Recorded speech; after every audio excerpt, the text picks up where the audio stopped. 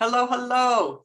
Nice to see you. I'd love to see you if you're willing to put yourself on camera, if that's comfortable for you. And if it's not, it's okay to keep yourself off camera.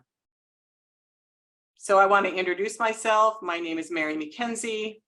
I'm the CEO and co-founder of NVC Academy, and I'm a certified trainer of nonviolent communication, and I was certified in 2003. So it's so fun to see you.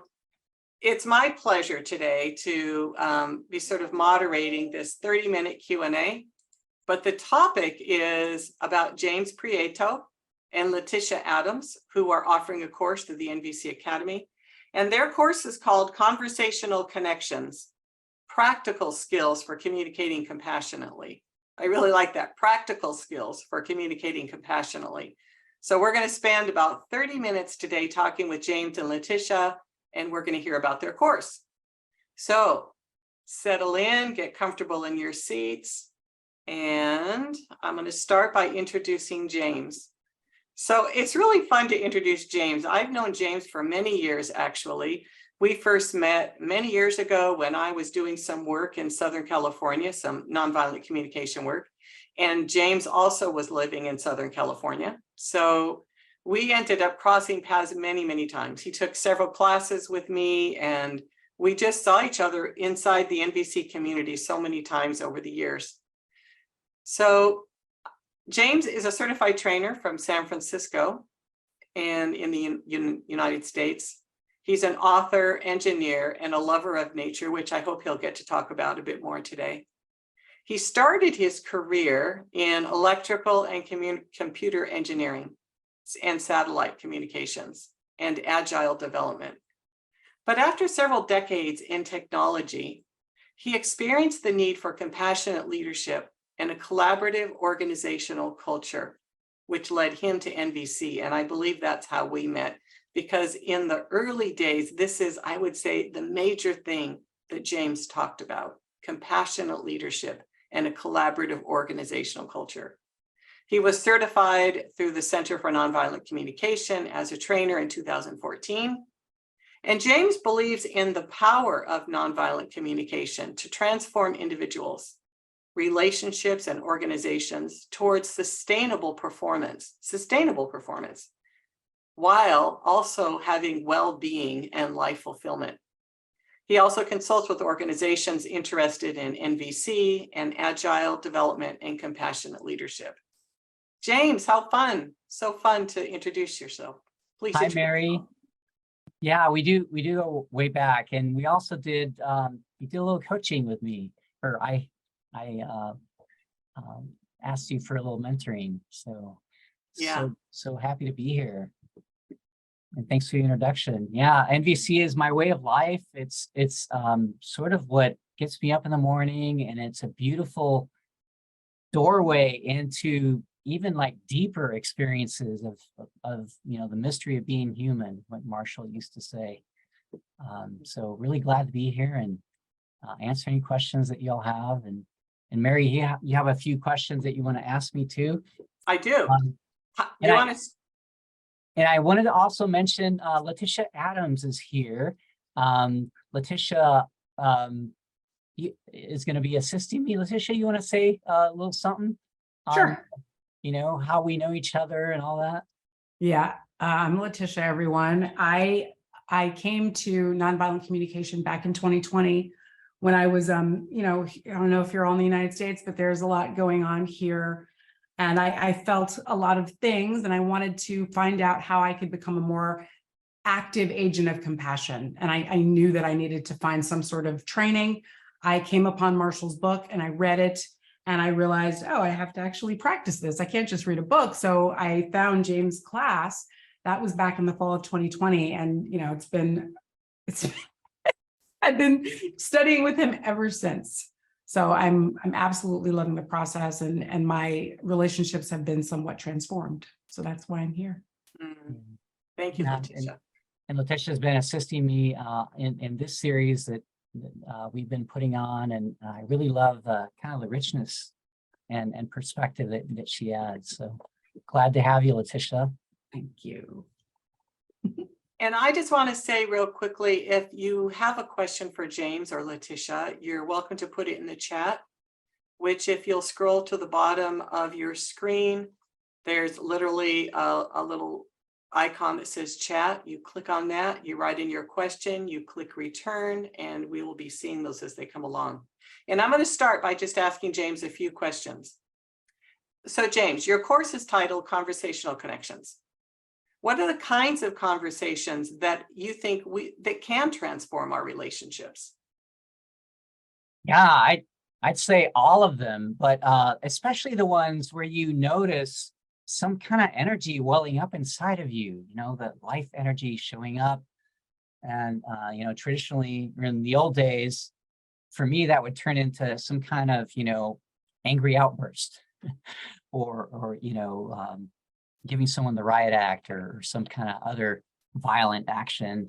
But what I found through the practice of nonviolent communication is that I can channel that passion, that energy that's inside me to create something that is connecting and like expressing the truth more authentically, but compassionately. So it's not just about getting the truth out there. It's by sort of I wouldn't say filtering it, but reshaping it through the consciousness of nonviolent communication. I love that, James. It sounds like you're advocating that we not squelch our big feelings, or we not try to make them go away. We actually, I like the use of the word channel. We channel them to actually use them more effectively, those feelings. Yeah, channeling them instead of damning them. Yeah, that's great. Okay. So this is kind of really different. This attitude that you're talking about now, it's really different than what we've often been told, which is that hard conversations can actually damage our relationships, or they can have a lasting impact that we might never recover from. So what do you think is the true value of actually having a hard conversation, or a conversation, like you said, where there's a lot of emotion in you? Yeah, gosh. And I want to touch on the kind of the first part, the message that we're inheriting from our culture, or at least the culture that I grew up in. I was encouraged to sort of walk on eggshells around people and to, sort of like not be a presence. And so my culture encouraged me to be quiet and to be submissive, and maybe you could relate to that.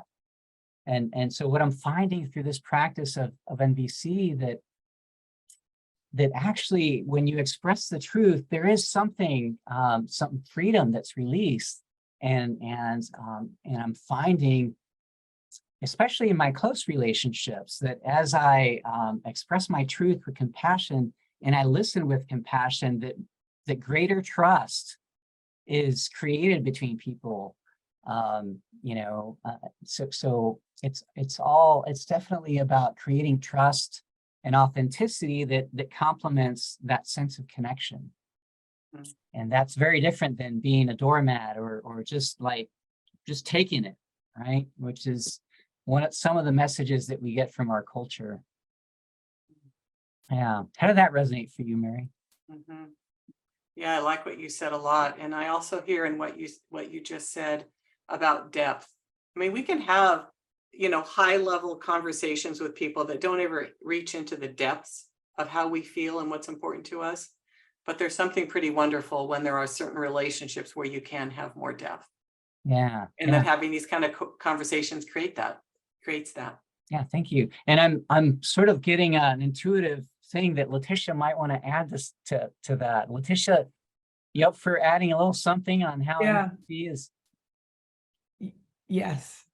As I was listening to you both speak, I mean, for me, the learning for me initially around needs consciousness was really transformative, because, in a hard conversation, often, in the previous thinking and the typical thinking is that we're fighting for something, and in nonviolent communication, we're looking to connect. That's the goal, right? And so understanding what my needs are going into the conversation gives me a different place to come from, so it doesn't feel so combative. I'm seeking to connect with that person. And so on one hand, yeah, whether it's a difficult conversation or a relationship that you want to take deeper with a colleague, a family member, with anyone, coming to it with needs-based consciousness gives me it's given me some skills about authentically letting that happen. And that, when I mentioned before that my relationships have been transformed, it's because now I have some skills to say, just to really connect with myself before I get into any conversation, and it really is, it creates more opportunities, I guess I would say. Mm. Mm-hmm. Yeah, thanks, Letitia. I like that, more opportunities. It definitely did that for me too. Mm-hmm. So I'm just wanting to remind those of you who are attending, if you would like to ask a question of James or Letitia, feel free to put your question in the chat. So James, a next question. When we talk about communication, we often think about the words we say and about communication techniques. And NVC has actually lots of times been considered a communication technique. But you and I and Letitia know that it's way more to it than a technique, although the technique is fabulous as well. So what are the factors that go beyond the communication part that we might benefit from looking at and that you might talk about in your course? Yeah, well, one of my passions is cultivating wholeness. And, the way it showed up for me, especially when I come from an engineering background, math and science, totally living in my head. And so this idea around cultivating wholeness, through a connection with nature, has allowed me to discover like other facets of the human experience, other windows of knowing, like embodied feeling, right? That was like one of the things that was kind of missing when I first started, because I was so like in my head. So, there's a way of practicing NVC that can be kind of robotic and mechanical, but, extending the practice of nonviolent communication through nature-based connection practices, allows me to like more deeply connect with my body and also like the deep imagination. And being able to be present. So we'll touch on a little bit about this in our course, but it's definitely not the focus. Our focus in this particular series is on the flow of connection, creating those practical skills that we can use in the moment. Was that helpful, Mary? Sort of. Yeah, James. And also, while you were talking, we got a question from Gloria, and she says, I'd like more information about how this course is nature informed. Is that something you're willing to speak about? Sure. This specific series doesn't have, it's informed by nature, but the focus again is the conversational connection piece. But the nature informed part, for instance, we use metaphor, like Inbel Kashtan is one of the trainers. She's no longer with us. She created this NVC tree of life that explains, kind of the root system of nonviolent communication, being self-empathy, and then the branches extend out into like empathy and honesty. And I definitely encourage a cultivation of these other facets of wholeness. And I have a whole other series that's more focused on the cultivating wholeness and finding self-healing through nature-based practices. So, so definitely, if you're interested, checking out my website can be one way of doing that. But yeah, to be clear, this series is based mostly on the conversational aspects of nonviolent communication. So it sounds like your course, nature informs your course, and it certainly informs you, and you'll bring that to the course. And what you're trying to say is the main focus is relationships between people. Yeah, absolutely. Main focus. And maybe a little bit about me. I'm also an apprentice in Wild Mind it's work through the Animas Valley Institute, which is, there's a whole like series of books based on that. So that is part of who I am, and it'll come out as I'm talking about, for instance, like how important it is to connect the body to your feelings, right? So NVC talks about feelings, and unless you're connected to your body, it can come off pretty mental. And so, getting it to that sense of embodied feeling is kind of an extension of my NVC practice, and it feeds how I show up as a facilitator. Thank you, James. One more question. Connective communication. Can you give some examples of what that would be? Connective communication, yeah. So for me, connection, like my definition that I use often, is a symphony of mutual understanding. So basically getting to the place where both people in a dialogue have their needs understood by each other. So there's a mutual understanding happening. And it doesn't have to always be about problems, right? Sometimes you're connecting around something that really resonates deeply, like for instance, Mary, earlier you said how for you NVC is more of a way of life, a consciousness. And when I hear you say that, I feel like inspired, and I have this sense of camaraderie and sense of community and collaboration with you almost instantly, just hearing that coming out of your voice. So yeah, and I'm curious, Mary, how do you feel hearing that? Oh, it's fun to hear that, James. Yeah, I'm sharing that with you. It's fun to hear that. Yeah. So it sounds like connective communication for you is resonating with another, finding a way towards understanding between you and another person, and maybe not even always being in agreement, but at the very least coming to a place of understanding.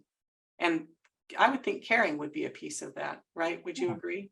Yeah, definitely. There's a caring is part of that. Curiosity is part of it. Not only curiosity towards the other person, but curiosity to myself. It's like, wow, that's I'm feeling a lot of energy around this. I wonder what's behind it. Yeah. And I wonder, Letitia, I just have a sense that you might want to add to that.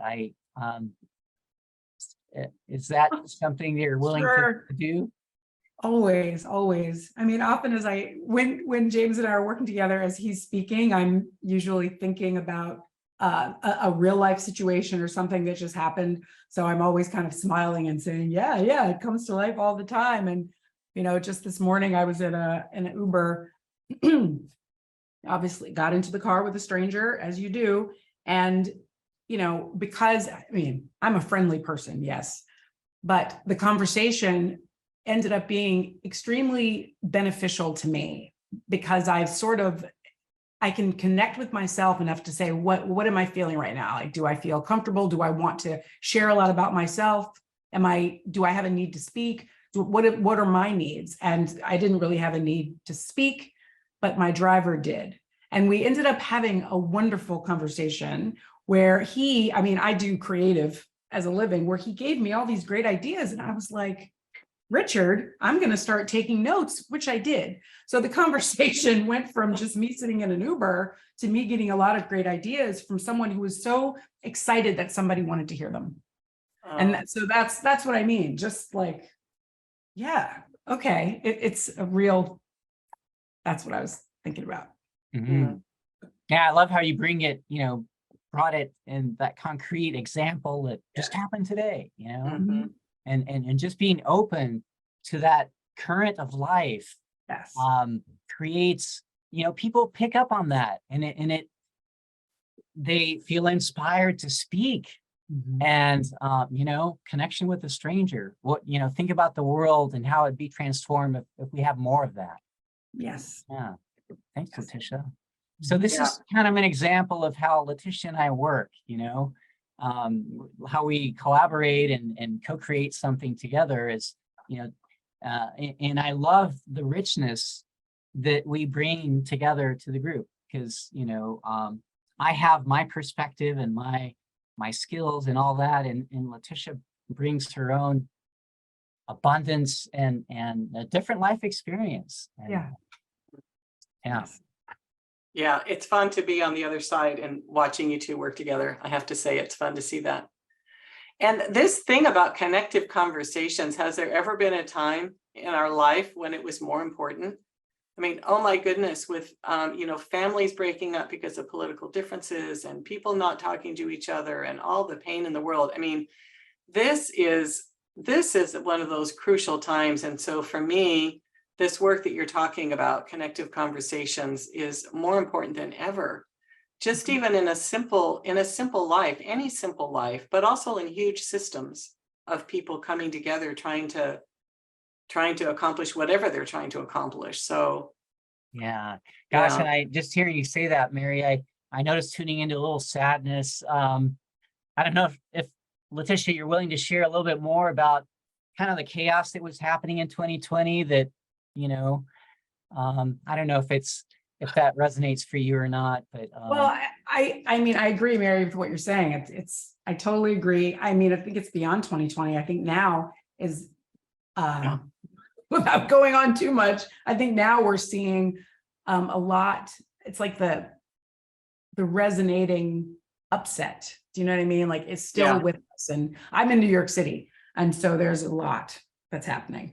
And to your point, this is the time for people. It's almost like, in order to have a peaceful environment, we must be peaceful. And with nonviolent communication, with these skills of connecting, we can create that peace. And so, I had my wonderful experience with my Uber driver, but I've had experiences that aren't so wonderful.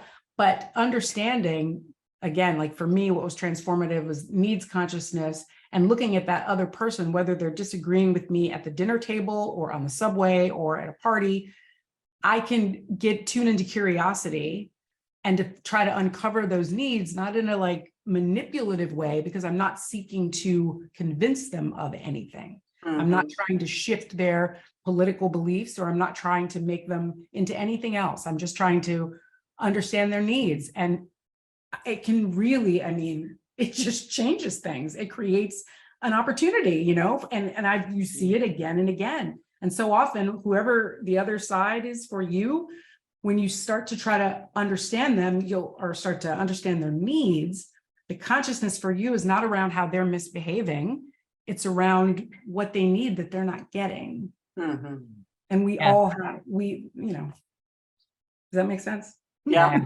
And there's an impact of not expressing your truth. And a lot of really dark things can happen when we, the culture encourages us to be quiet and to not speak our truth. Really crazy things can happen. In 2020, there was a lot of racial unrest and gosh, the instance, the particular thing that brought tears to my eyes, that Letitia, you and I have talked about is, when George Floyd was murdered, and it's like, oh my God, how can that happen? And there's got to be a better way. And I wouldn't say that NVC will cure everything, but gosh, being able to express and talk and to listen compassionately to others is part of the solution of humanity, like going past just like tolerating each other and actually creating connection, mutual understanding. We don't have to agree. So it's not about agreement. The focus really is on mutual understanding, just getting to the place where we understand each other. It's part of, at least, and it's my hope to contribute to some of that through this, this 5-week series. Yeah, thank you. So actually, we only have a few more moments left, and I don't see any other questions. So I'm just wanting to remind everybody, if you have questions, feel free to. Oh, I see. There is a question from Alyssa. And then I'd like you to spend just a moment, James, and talk about your class in the last few minutes. But Alyssa says, how does NVC help in areas of trauma and triggers? Oh, yeah. In a big way, gosh, I have a whole 10-week series called Free Yourself from Reactivity, where we focus on the roots of the tree, NVC tree of life, that whole self-empathy process, getting clear with our stories. And this 5-week series is sort of like an introduction into how the NVC key differentiations can be used in a practical sense to connect, to get to that place of mutual understanding.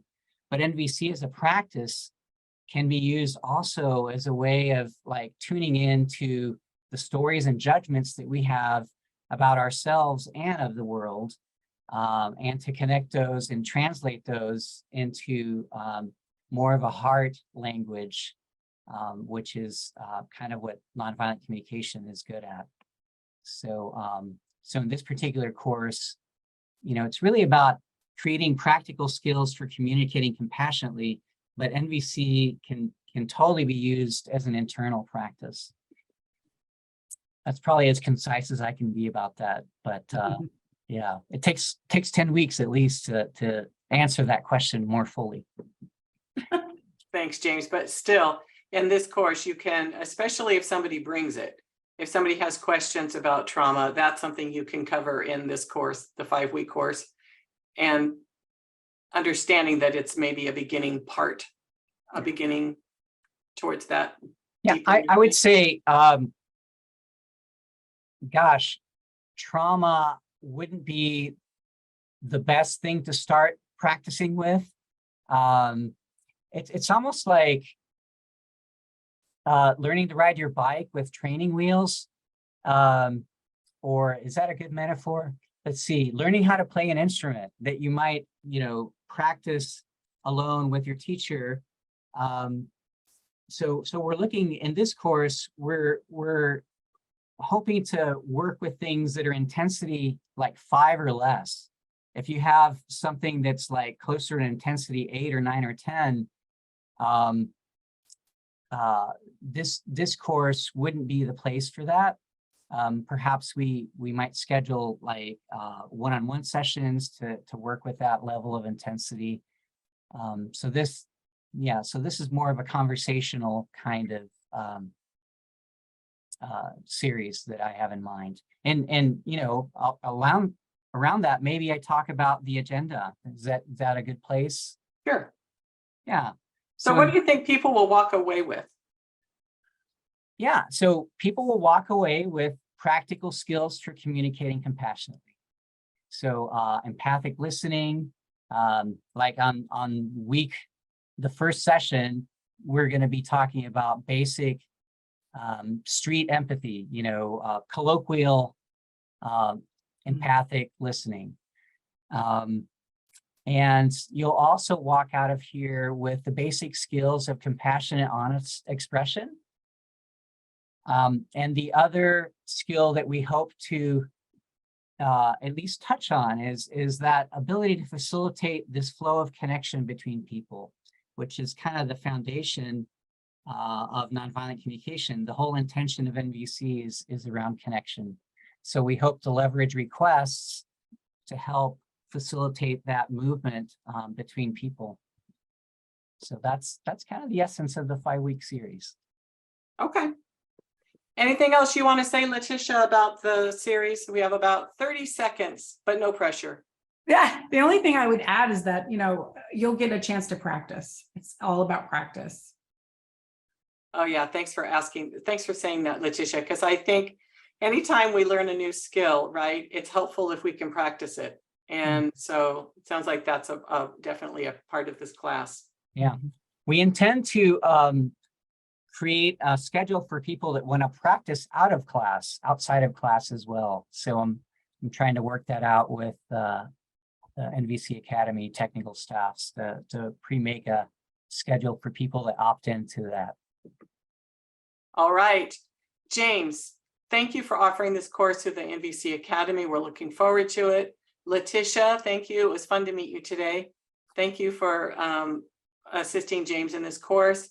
And everybody else on the call, thank you for being here. I hope that you'll consider signing up for James's course. It starts June 5th and it's a 5-week course. So it's actually fairly fast. And I think that's it. Thank you all so much for joining us today. And Sophie, thanks for helping us with technology.